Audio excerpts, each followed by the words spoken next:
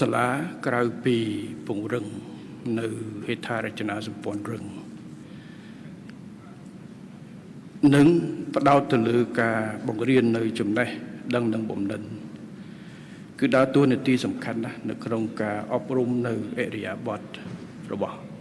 និស្សិតការរៀបចំដែលយើងគិតថាចង់ឲ្យចប់4ឆ្នាំយកបរិញ្ញាបត្រឬថែមបរិញ្ញាបត្រជាន់ខ្ពស់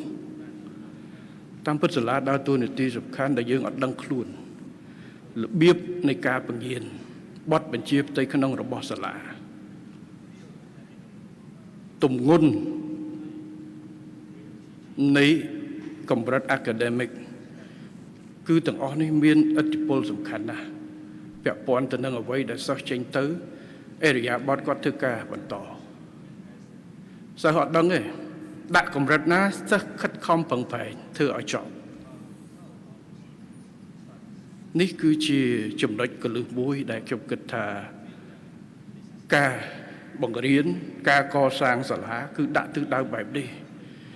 មិនសំខាន់តែត្រឹមសិស្សរៀនអីបានពិន្ទុ grade យ៉ាងម៉េចទេ